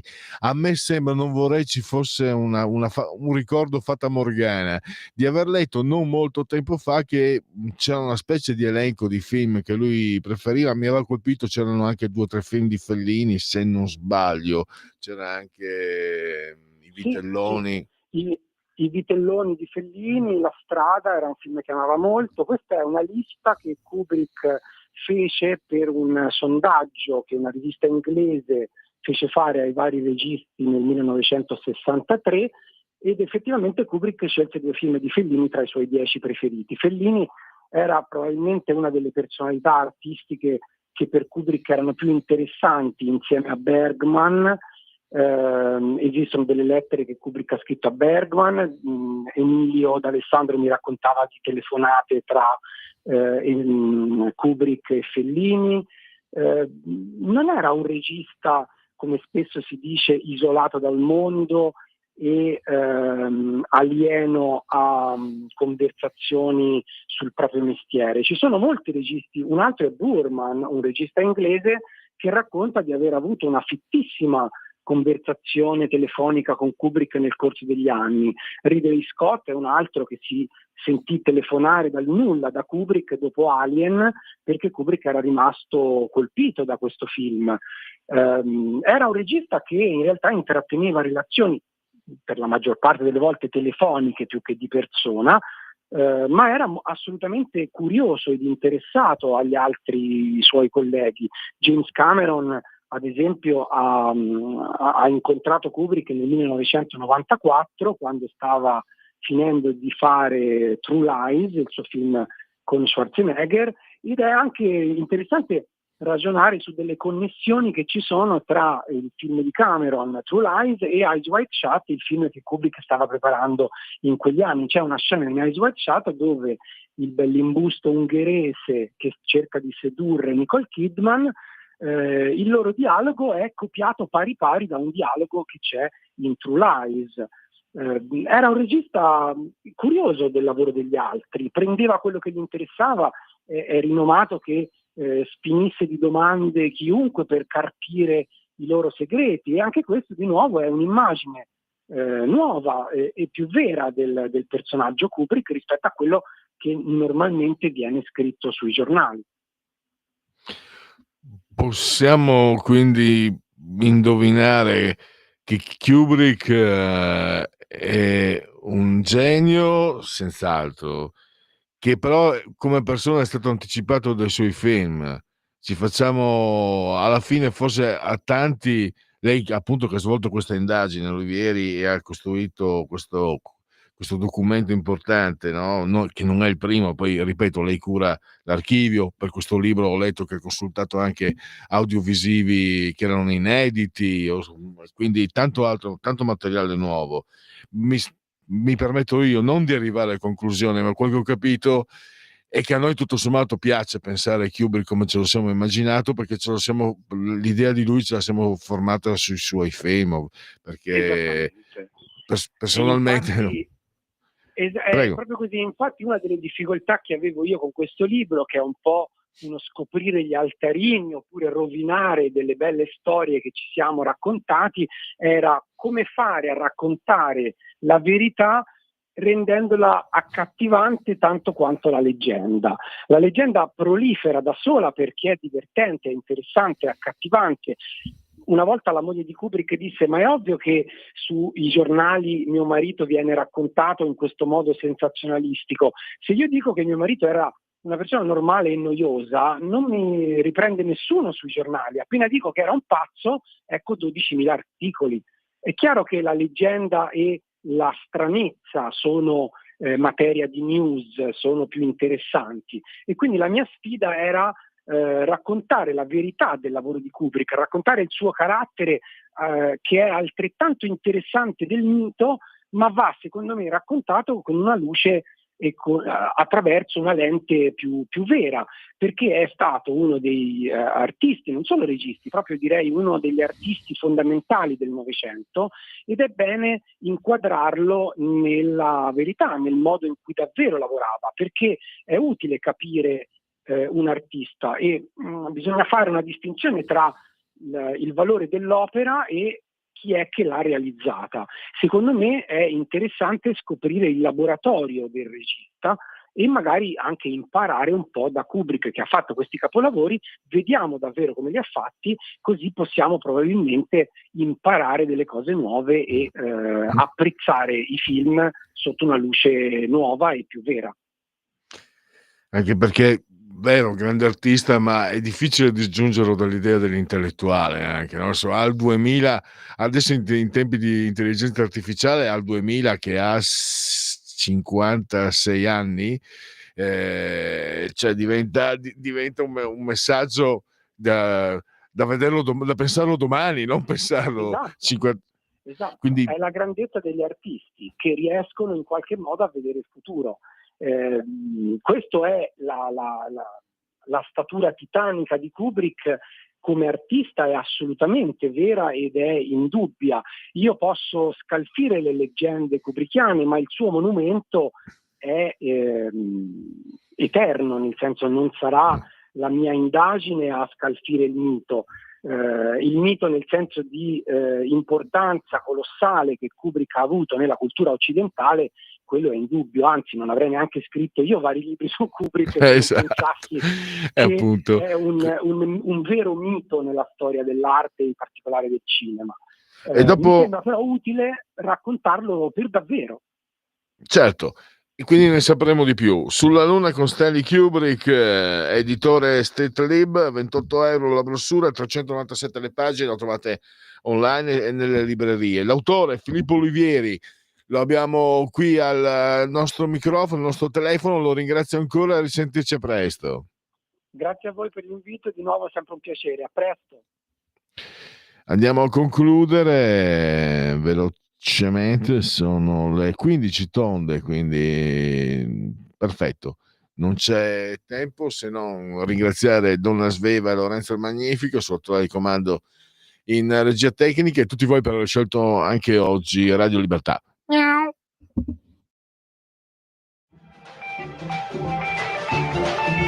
Avete ascoltato Oltre la pagina.